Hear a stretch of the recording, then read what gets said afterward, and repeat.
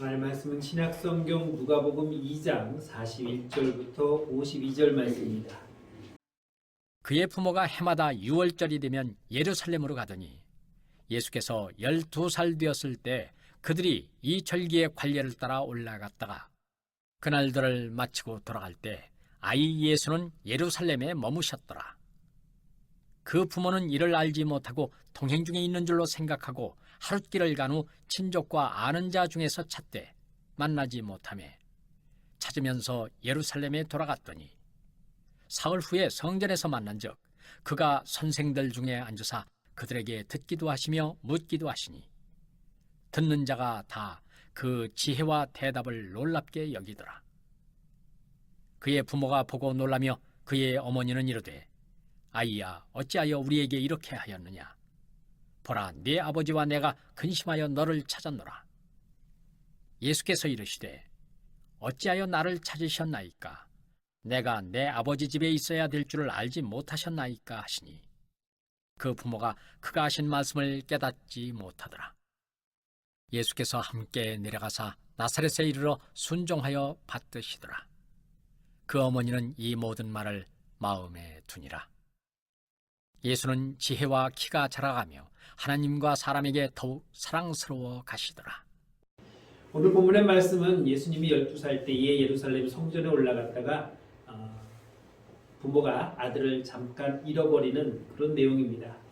별로 그렇게 특별한 내용은 아닙니다. 그런데 이 말씀을 통해서 우리가 함께 나눠보고자 하는 것은 부모가 아이를 잃어버렸다. 아이가 부모를 잃어버렸다라는 것을 한번 우리의 신앙생활에 맞춰보고자 합니다.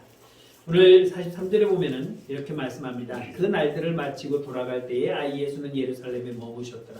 그 부모는 이를 알지 못하고 6월절에 되면은 1년에 3대 절기주는 모든 이스라엘 남자들은 예루살렘 성전으로 가야 됩니다. 혼자 가지 않고 온 가족이 함께 다 갔습니다. 온 가족이 가는 것도 가족이지만 아마 동네 사람들이 모여서 함께 몰려갔을 것입니다. 친지들과 함께 올라갔을 수도 있고 아무튼 모두가 올라갔습니다. 그런데 동행 중에 있는 줄 알았다. 마치고 돌아가는 길에 아이와 함께 가고 있는 것으로 생각했습니다. 세 식구만 갔다면은 그럴 수 있겠죠. 잃어버린 걸 빨리 알 수 있었을 텐데 가족들과 친지들과 동네 사람들과 함께 어울려져 올라갔다가 내려가는 길이니까 다 따라오는 줄 알고 그냥 이야기하면서 한 번씩 이렇게 쑥 둘러보면은 애들도 많으니까 이 집인지 저 집인지 잘 모르겠지만 그대로 잘 따라오는 줄 알고 하루를 가서 애를 찾아보니까 없는 거예요. 얼마나 당황스러웠겠습니까? 그래서 찾으려고 이제 노력하는 모습을 봅니다. 여러분 예수님을 믿고 있습니까? 예수님과 동행하고 계십니까? 그런데 우리가 나는 동행한다라고 말하지만 가끔씩 보면은 동행하고 있지 않는 것처럼 보여요. 우리는 내가 당연히 따라오르겠지라고 생각하고 그냥 걸어갑니다. 왜? 12살이나 됐으니까 알아서 따라오겠지라고 하고 그냥 앞으로 쭉 가면은 쫄랑쫄랑 또 따라올 것으로 생각합니다. 그런데 그렇지 않은 것입니다. 나는 주님을 따라가고 있다고 생각하지만 계속 가다 보면 내 주변에 주님이 아니 계신 때가 있습니다. 구약에 보면 이 사람이 있습니다. 우리가 잘 아는 삼손입니다. 사사기 16장 20절에 보면 들릴라가 이르되 삼손이 블레셋 사람이 당신에게 들이닥쳤느니라 하니 삼손이 잠을 깨매 이르기를 내가 전과 같이 나가서 몸을 떨치리라 했으나 여호와께서 이미 자기를 떠나신 줄을 깨닫지 못하였다라고 말씀하고 있습니다. 그는 하지 말아야 할 말을 했습니다. 들릴라에게 교제하는 것도 잘못된 거지만 그 여인의 치마폭에 쌓여서 하나님께서 하지 말라고 한 그 비밀한 것들을 꺼내놓으면서 결국 자기 몸을 꽁꽁 묶고 머리카락이 잘린 것도 모르고 삼손 블레셋 군인이 왔어. 그러니까 여전히 하나님이 나와 함께 하시는 줄 알고 괜찮아 하고 힘을 한번 줬는데 전에는 밧줄도 그냥 불에 탄 밧줄처럼 쉽게 끊어졌고 사슬도 그냥 쉽게 끊어냈는데 오늘은 왠지 꼼짝을 못하고 있습니다. 왜 그렇습니까? 하나님이 그와 함께하지 않았기 때문입니다. 여러분 우리가 할 때 삼손은 그 머리카락이 긴 머리카락을 자르지 않으면 거기에서 힘이 나온다고 생각합니다. 그러나 하나님의 힘은 삼손의 머리카락에서 나오는 것이 아니라 하나님이 옆에서 주실 때 나오는 것입니다. 머리카락은 그냥 상징적인 거예요. 하나님 말씀에 순종하고 있다는 걸 보여주는 거예요. 왜? 머리카락에 삭도를 대지 말라고 했으니까, 독주를 마시지 말라고 했으니까, 부정한 것에 가지 말라고 했으니까 거기에 안 간다는 것은 내가 하나님 말씀을 듣고 있다는 것이고, 독주를 마시지 않는 것은 내가 하나님 말씀에 순종하고 있다는 것이고, 머리카락을 자르지 않는 것은 내가 하나님 명령에 따르고 있다는 외형적인 모습에 불과한 것이지 힘이 머리카락에서 나오는 건 아닙니다. 그런데 우리는 유년 주일학교 때부터 삼손의 그 긴 머리카락에서 힘이 나온다고 착각하고 있죠. 하나님이 삼손에게서 떠나는 순간 그는 머리카락이 잘리지 않았더라도 힘을 쓸 수 없었을 것입니다. 왜? 하나님이 옆에 계시지 않기 때문입니다. 여러분, 나는 신앙생활 잘 한다고 하지만 우리는 가끔 돌아봐야 돼요. 하나님이 나와 함께하고 있는지, 내가 하나님 옆에 있는지, 주님을 내가 잘 따라가고 있는지. 그렇지 않으면 우리는 길을 잃어버릴 수밖에 없는 것입니다. 그런데 우리는 기억하지 않습니다. 생각하지 않습니다. 어련히 내가 주님을 잘 따라가고 있으려니 착각하고 있다는 겁니다. 내가 이전에 같이 나서 몸을 떨치리라 라고 힘을 줘봤지만 하나님이 이미 그에서 떠난 것을 기억하지 못하고 있는 겁니다. 느끼지 못하고 있는 겁니다. 그래서 오늘 말씀을 제목을 착각이라고 했습니다. 여러분, 우리가 믿음의 착각을 하지 않기를 주의 이름으로 축원합니다. 수많은 교회들이 있습니다. 그 교회들이 지금 이 시간에 하나님 앞에 예배를 드립니다. 우리는 다 예배를 드리면서 내가 하나님 앞에 경건하게 예배 드린다고 혹시 착각하고 있지 않습니까? 내가 정말 이 시간 온전히 하나님만을 집중하며 하나님만 바라고 하나님 말씀에 귀를 기울이고 예배 드리고 있는지, 그렇게 하고 있는 척하고 하나님이 어련히 내 예배 받으시지 않을까라는 착각에 빠져 있는 건 아닌지, 우리는 오늘 마리아와 요셉을 통해서 함께 생각해 보고자 합니다. 오늘 48절 보면 이렇게 말씀합니다. 그의 부모가 보고 놀라며 그의 어머니는 이르되 아이야 어찌하여 우리에게 이렇게 하였느냐? 보라, 내 아버지와 내가 근심하여 너를 찾았노라. 하룻길을 갔습니다. 그런데 없습니다. 예루살렘에 돌아가서 사흘 동안 찾아 헤매서 겨우 찾았습니다. 지금 며칠 소비했습니까? 나흘이나 소비가 됐어요. 그래서 예수님이 이렇게 대답합니다. 예수께서 이르시되 어찌하여 나를 찾으셨나이까? 내가 내 아버지 집에 있어야 될 줄을 알지 못하셨나이까? 라고 말씀합니다. 마리아와 요셉이 아기 예수를 잉태할 때에 그들이 둘 다 만난 분이 있습니다. 누구죠? 천사를 만났습니다. 가브리엘 천사를 만났어요. 마리아는 현현에서 만났습니다. 요셉은 꿈속에서 만났지만 마리아에게서 난 아이는 메시아다. 그가 너희를 구원할 메시아니까 아들을 낳을 거니까 이름을 예수라고 잘 기르라고 분명히 말씀해 주었습니다. 나는 남자를 알지 못하는데 어떻게 그럴 수 있습니까? 성령으로 잉태되었기 때문에 가능한 것이다. 하나님의 능력이 그렇다면 제가 수긍하겠습니다라고 인정했던 마리아. 그리고 그 아내를 데려오는 것을 두려워하지 말라고 했을 때 그것에 순종한 요셉. 이것은 그냥 단순한 사건이 아니었습니다. 그런데도 12년 동안 그 아이를 길러오면서 그들은 이 아이는 하나님이 성령으로 잉태된 메시아 생각하고 살았어야 되는데 잊어버리고 살았습니다. 얘는 내 아들, 내가 낳은 내 새끼 라고 생각할 수도 있었고, 요셉 같은 경우는 가끔씩 제가 진짜 내 맞아? 하나님이 진짜 준 거 맞아? 부정한 거 아니었나? 인간이기 때문에 혹시 한 번쯤 생각해 볼 수도 있었을 것입니다. 제가 어머니께 참 놀라운 것은 말씀을 준비하면서 새삼 느꼈어요. 저희 어머니가 저를 하나님께 서원하고 살려주시면 목사로 만들겠습니다 라고 해서 기도하는 가운데 치료받고 회복되었습니다. 그리고 그날부터 저희 어머니는 저에게 호칭이 바뀌었습니다.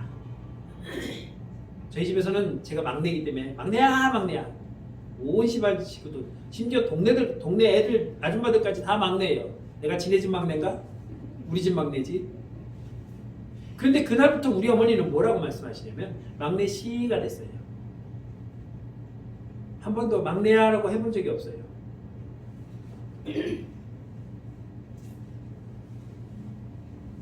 그런데 오늘 이 마리아와 요셉은 그걸 잃어버린 거예요. 내 아이라고 착각하고 있는 거죠. 내가 잘 길러서 하나님이 쓰시도록 내가 섬겨야 될 메시아라는 것을 잊어버리고 있었던 겁니다. 지극히 높으신 이의 능력이 나를 덮으시니 이름으로 나실 바된 그 하나님의 아들이라고 수긍했던 마리아였습니다. 동방 박사들이 와서 황금과 유향과 모략을 드렸고 먼 곳에서 목자들이 찾아와서 경배했습니다. 성전에 올라가서 정결의식을 행하였고 이런 것들을 생각해 본다면 예수는 그냥 단순한 내가 낳은 아들이라고 생각하면 안 되었던 것인데 그들은 여전히 그냥 내가 기르는 내가 낳은 아들이라고 착각했던 것입니다. 오늘 49절 50절에 다시 이르시되 어찌하여 나를 찾으셨나이까 내가 내 아버지 집에 있어야 될 줄 알지 못하셨는가. 그 부모가 그가 하신 말씀을 깨닫지 못했다라고 말합니다. 잘 생각해 보세요. 나 잉태했을 때 천사가 뭐라고 말했습니까? 내가 보통 사람 아니잖아요. 그러니 나는 하나님의 아들이니까 내가 있어야 할 곳은 하나님의 집인데 왜 그걸 잊어버렸습니까? 라고 묻는데 그 말이 무슨 말인지 도통 깨닫지를 못하고 있다는 것입니다. 표면적으로 보면은 예수님을 3일간 잃어버린 것, 그것에 지나는 것이 아니라 12년 동안 예수님을 모르고 살았다는 것입니다. 여러분, 우리가 신앙생활하면서 여전히 나는 하나님의 구원받은 백성이라고만 생각하고 있지, 내가 하나님의 자녀라고, 내가 하나님과 동행하고 하나님 말씀을 따라가는 거룩한 성도라고 착각하고 있으면서 우리는 그런 삶을 안 살고 있습니다. 적어도 내가 하나님의 구원받은 자녀라고 생각한다면 우리는 이렇게 살면 안 되는 거죠. 철저하게 하나님 말씀에 순종해야 되고, 철저하게 하나님 말씀을 따라가야 되고, 그래서 제가 늘 말씀드리죠. 애쓰다 못해 몸부림쳐야 된다고. 몸부림쳐야 돼요. 그렇지 않으면 그냥 빠져 들어가서 나올 수가 없는 것입니다. 이스라엘 백성이 광야 생활할 때에 그들은 하나님을 잃어버렸습니다. 40년 동안 하나님은 그들과 함께 했는데도 잃어버렸어요. 광야에서 애굽 땅에서 10가지 재앙을 보고서 홍해 앞에 다다랐을 때 그들은 이미 하나님을 한번 잃어버렸어요. 그리고 홍해를 건넌 후에 그들은 춤을 추며 하나님을 찬양했지만 사흘 간 뒤에 또 하나님을 잃어버렸어요. 여전히 하나님은 그들과 함께 했습니다.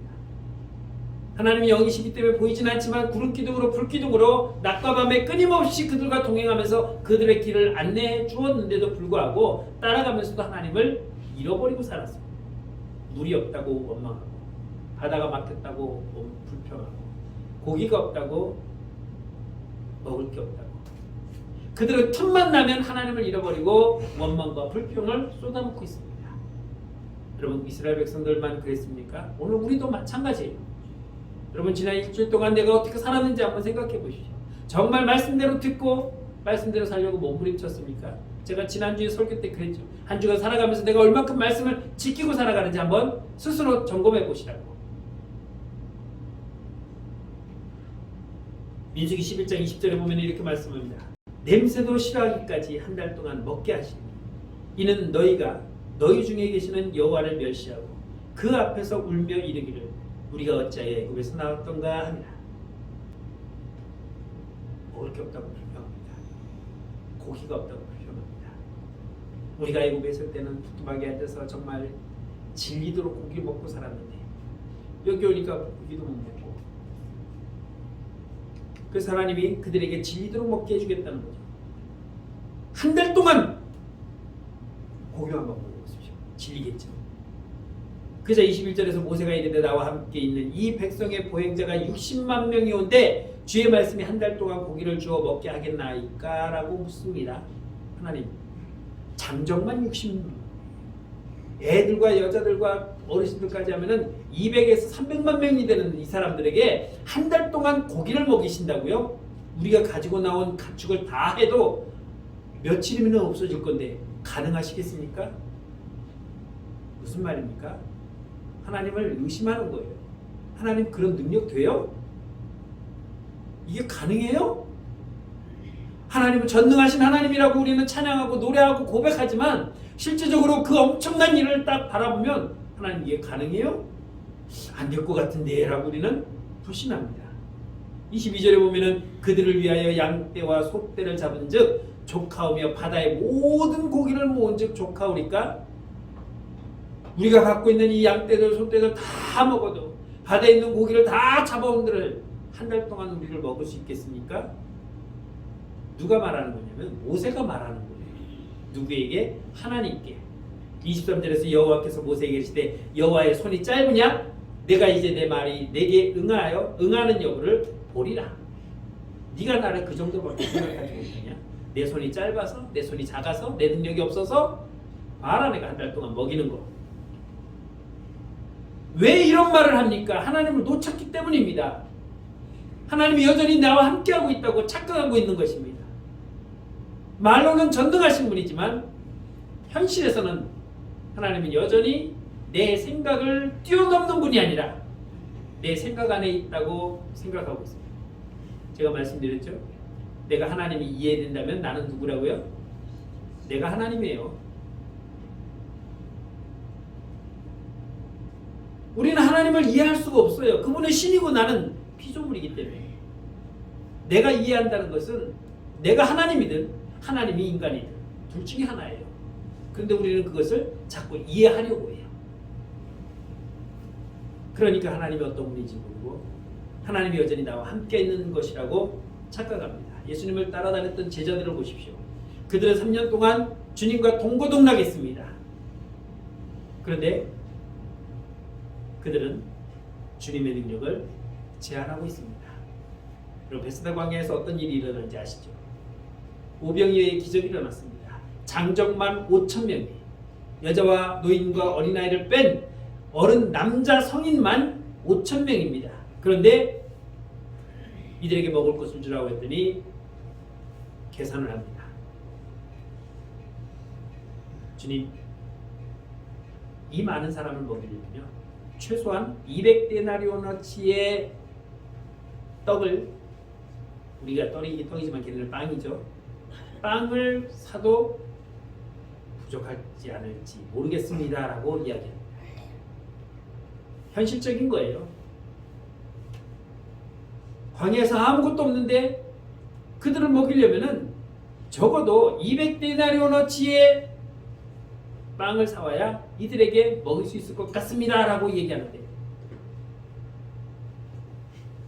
안드레는 어린아이가 가지고 나온 도시락을 보더니 주님, 아이가 보리떡 5개와 물고기 2마리 이거 도시락 하나 가져왔는데 뭐 이것으로 뭐 되겠습니까? 그냥 주님 드시고 힘내서 우리에게 말씀이나 더 전해주시면 어떻겠습니까? 라고 가지고 나옵니다. 적어도 이 제자들이 앞에서 일어났던 기적들을 체험하지 못했다면, 어제 만나서 오늘 이 상황이 벌어졌다면 이럴 수도 있겠죠. 그런데 그들은 주님의 무한한 능력을 보고 있었습니다. 직접 눈으로 보고 그들은 주님이 보통 분이 아니라는 걸 알고 있었습니다. 그런데 막상 내 앞에 나타나는 일을 보면은 우리는 잊어버립니다. 하나님이 어떤 분인지, 주님이 어떤 분인지 이해하지 못하고 잊어버리고 우리는 오히려 걱정합니다. 그래서 기도할 때 뭐라고 말합니까? 주여 내 문제를 해결하여 주시옵소서라고 기도하지만 들어주실 줄 믿습니다 하고 아멘 한 뒤에 될까? 이게 우리의 주님을 잃어버리고 있는 잘못된 모습이라고 말할 수밖에 없는 것입니다. 주님의 능력을 망각하고 주님의 불꽃 같은 눈동자로 나를 바라보고 있다는 것을 잊어버리고 있습니다. 다윗은 하나님이 그를 사랑하셔서 선택하셨습니다. 그런 다윗도 하나님 앞에 많은 죄를 지었습니다. 하나님이 자신을 보고 있다는 것을 그는 시에서 많이 표현합니다. 여호와는 나의 목자라고 해요. 여호와는 나를 지키시는 산성이고 요새이고 반석이시라고 그렇게 노래를 하는데 정작 위급할 때는 하나님을 잊어버리고 있습니다. 여러분, 내가 하나님을 놓쳤는지, 내가 주님을 잃어버렸는지 우리는 매 순간순간 확인하고 가야 되는 것입니다. 잃어버린 주님을 그럼 우리는 어디서 찾아야 되겠습니까? 오늘 49절을 보면 이렇게 말씀합니다. 예수께서 이르시되 어찌하여 나를 찾으셨나이까? 내가 내 아버지 집에 있어야 될 줄을 알지 못하셨나이까? 주님은 다른 데 가시는 것이 아니라 아버지의 아들이기 때문에 아버지 집에 계시는 거예요. 그런데 사흘 동안 이들은 어디를 찾았습니까? 온 예루살렘을 구석구석 찾아다니다가 마지막에 혹시나 하고 성전에 가봤더니 거기에서 주님이 제사장들과 다른 바리새인들과 하나님 말씀을 가지고 논쟁을 하고 있었습니다.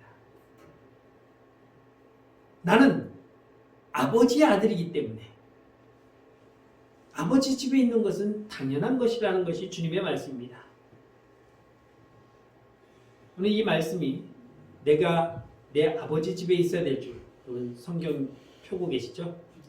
거기 보시면 49절에 내가라고 하는 그 부분에 보십시오. 내 아버지 집이라는 글자에 숫자 1이라고 써 있죠.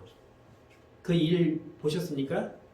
그리고 성경 맨 밑으로 가시면 1하고 뭐라고 써 있습니까?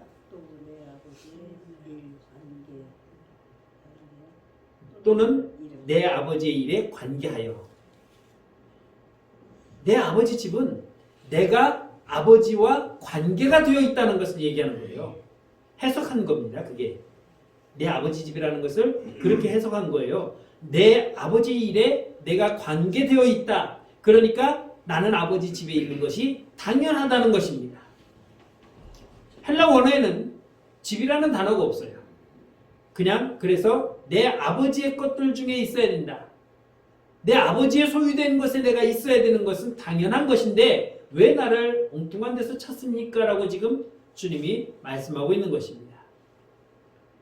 여기에 대해서 신학자들이 세 가지로 해석을 합니다. 첫 번째는 아버지의 것, 아버지의 것이다. 그래서 이 아버지의 것은 아버지 집을 의미한다라고 말합니다. 그래서 내가 아버지의 집에 있어야 될 줄을 알지 못하셨나이까? 라고 이렇게 우리는 성경에 번역을 한 겁니다. 두 번째 해석은 뭐냐면은 1이라고 표현합니다. 아버지의 일 가운데 있어야함을 알지 못하셨나이까? 영어 성경에 보면은 일이라는 것은 비즈니스라고 성경에 영어 성경에 되어 있습니다. 그러니까 나는 아버지의 일을 하는 사람이다 라고 표현한 거죠. 세 번째 해석은 하나님의 것이라고 표현하는데 하나님의 사람들이라는 뜻을 가지고 있습니다. 그래서 하나님의 사람들 중에 내가 있어야 되는 것. 하나님의 사람들이 있는 곳이 어디입니까? 성전입니다. 그래서 내가 성전에 있는 것은 당연한 것인데 왜 나를 찾습니까? 왜 나를 엉뚱한 데서 찾습니까? 내가 누군지 모르셨습니까? 잊어버렸습니까? 라고 주님 말씀합니다. 먼저 아버지 집이라는 것은 내가 아버지 집에 있어야 될 것을 알지 못하셨나이까? 라고 하는 이것은 장소적인 그런 개념보다는 주님을 찾을 수 있는 곳이라고 표현합니다. 하박국 2장 20절에 보면 오직 여호와는 그 성전에 계시니 온 땅은 그 앞에서 잠잠할지어다 라고 말씀하고 있습니다. 하나님은 성전에 계셨습니다. 성전에 가야 우리가 하나님을 만날 수 있는 것입니다. 그래서 이스라엘 백성들을 출애굽하는 가운데도 하나님은 광야에서 성막을 만드시고 그곳에 동서남북으로 세 지파씩 거주하게 하셨어요. 이스라엘은 하나님 중심으로 살아갈 수 있도록 인도하셨던 것을 볼 수 있습니다. 시편 73편에 보면 아삽의 시라고 나옵니다.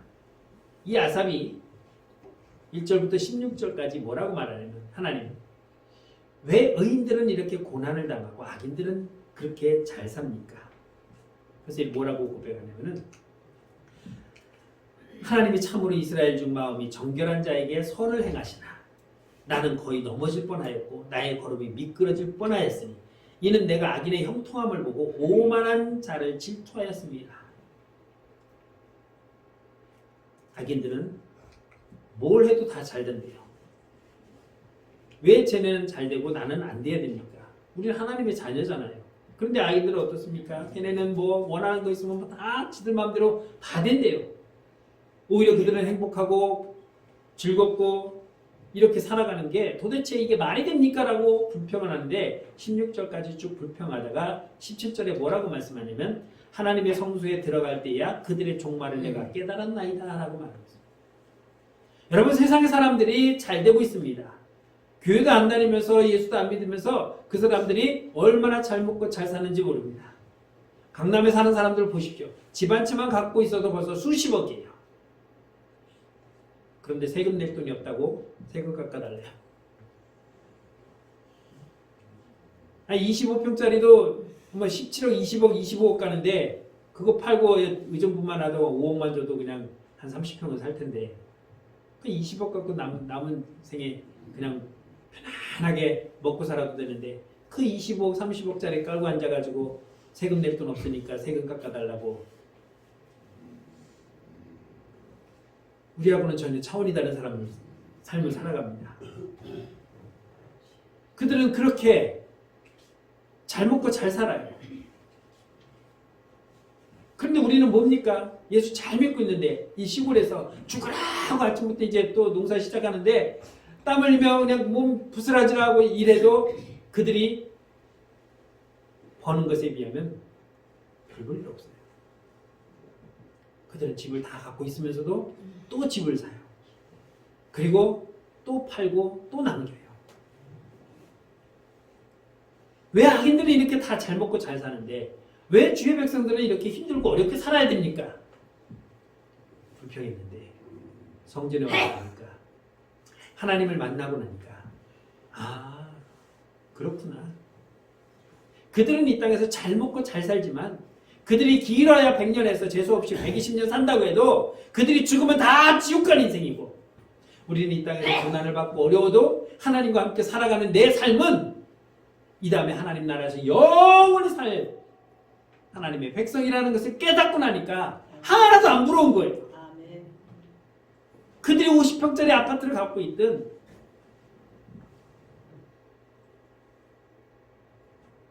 200억짜리 300억짜리 집을 갖고 있든 빌딩을 갖고 있든 하나도 안 부러운 거예요. 여러분 그들은 머지않아 영원한 지옥에서 헤맬 것을 생각하니 이 땅에서 100년 안짝의 삶 잘 먹고 잘 살다가 끝없는 영원한 삶을 지옥에서 지내는 것보다 이 땅에서 조금 고난이 있다 할지라도 하나님 말씀을 붙들고 살려고 몸부림치다가 힘들게 죽어도 이 다음의 삶이 영원한 그 삶이 우리에게는 준비되어 있기 때문에 그러니까 지금까지 내가 불평하고 불만 터뜨렸던 것들이 오히려 창피하게 느껴졌던 것입니다. 그들의 최후의 심판은 지옥이지만 우리의 최후의 심판은 천국인 것을 믿으시기 바랍니다. 우리는 그래서 세상을 부러워하는 것이 아니라 오늘 내가 하나님과 함께하고 있다는 것에 우리는 기쁨과 감사를 가지고 살아야 되는 것입니다. 오늘 주일을 맞이하면서 어제 이렇게 기도했습니다. 여기가 하나님의 집인데 아버지 집인데 혹시 아버지 집을 찾지 못하고 못 나오시는 분이 계실까? 그들에게 주님 길을 좀 안내해 주셔서 함께 나와 예배드리게 해주시면 어떻겠습니까? 우리는 주님을 잃어버리고도 잃어버릴 줄 모르고 살아가는 사람이라면 그것처럼 불행한 삶은 없을 것입니다. 교회는 물론 건물은 구원받은 성도들이 모여서 함께 예배드리는 그러한 곳입니다.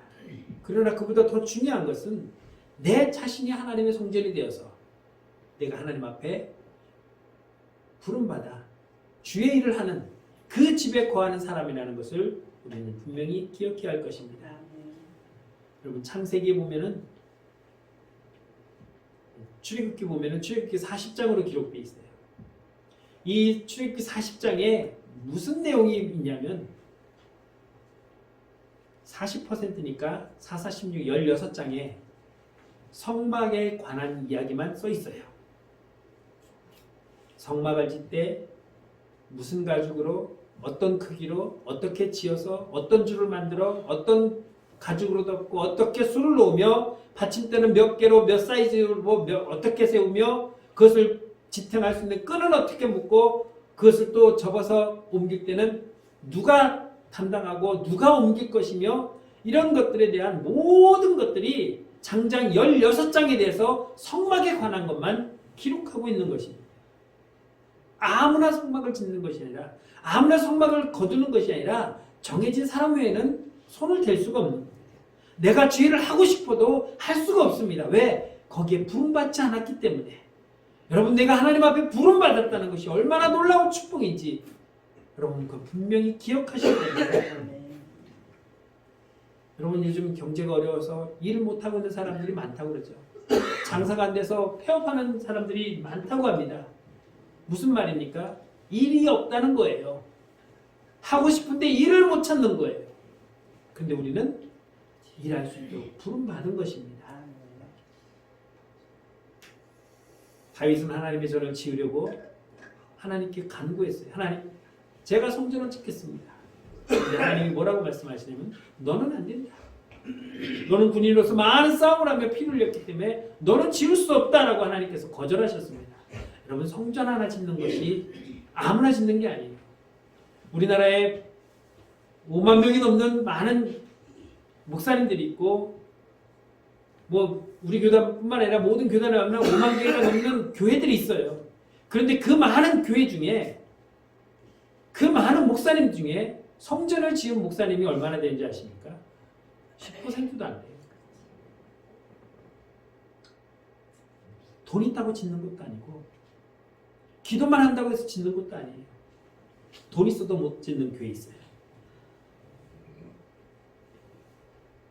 저도 성전을 짓는다고 한 90%, 95% 성전을 완공해놓고 내려놓을 수밖에 없었어요.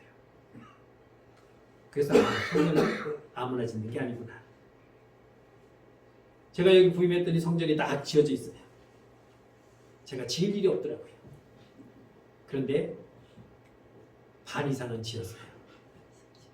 제가 지은 게 아니라 우리 모두가 지었어요. 숨겨져 있지만 이 벽체 그리고 이 바닥 기초 이것 빼고는 우리 다 갈았어요. 앞밖에 다 갈았고 창문도 다 갈았고 지붕도 갈았고 저 앞에 처마도 갈았고 이 정도면 절반 이상 지은 거예요. 마음만 있다고 되는 것이에요. 내가 어디에서 어떤 일을 하느냐는 내가 하나님의 집에 있어야 내가 하나님의 일을 할 수 있는 것입니다. 세상에 나가서는 내가 주 일을 할 수가 없는 거예요. 내가 하나님의 전에 있어야 하나님의 일을 할 수 있는 것입니다. 그런데 세상에 있으면서 나는 주 일을 한다고 착각하는 사람들이 많습니다.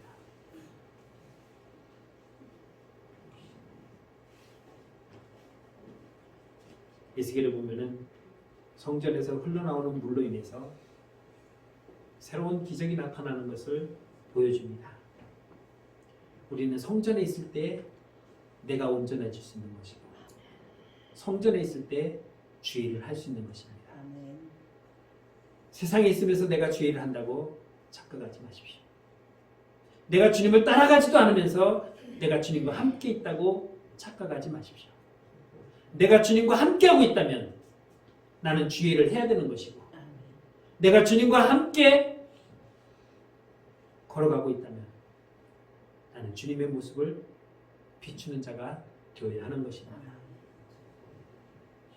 여러분 일주일 동안 또 살아가시면서 나는 착각하고 있는지 아니면 제정신을 차리고 있는지 다시 한번 삶 속에서 점검해 보시기 바랍니다. 아멘. 그래서 나는 착각하지 않고 주님을 잃어버리지 아니하고 주님 손 꼭 붙잡고 따라가는 주님밖에 나는 없다고 고백하며 살아가는 이 한 주가 되시기를 주의 이름으로 축원합니다. 찬양하겠습니다.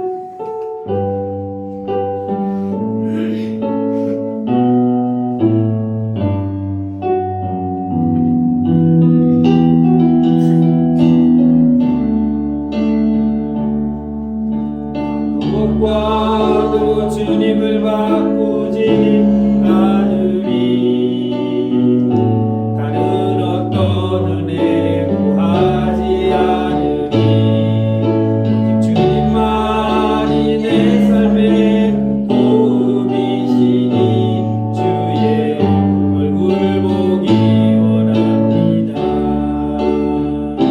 주님 사랑해요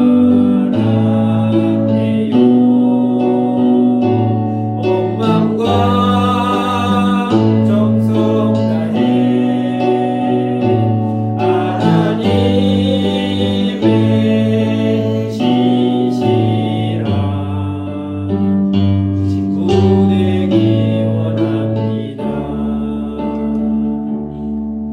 참 좋으신 하나님 은혜를 감사합니다. 우리를 죄에서 구원하시고 주님 사랑하셔서 주님과 동행하며 걸어갈 수 있도록 은혜 주시니 감사합니다. 주님 손 붙잡고 걸어가는 내 모습, 주님 내가 손을 붙잡고 간다고 하지만 언제 내가 주님의 손을 놓았는지 생각도 못하고 나 홀로 걸어가고 있지는 않습니까? 주님 주변을 돌아봤을 때 주님이 내 옆에 계시지 않는 것을 느낀다면 분명 제가 착각하고 있음을 고백합니다. 주님 손 다시 붙잡고 주님을 바라보며 주님과 함께 주님 뜻대로 주의 말씀대로 순종하며 살아가는 주의 성도들 되게 하여 주옵소서. 예수님의 이름으로 감사하며 기도드렸습니다. 아멘.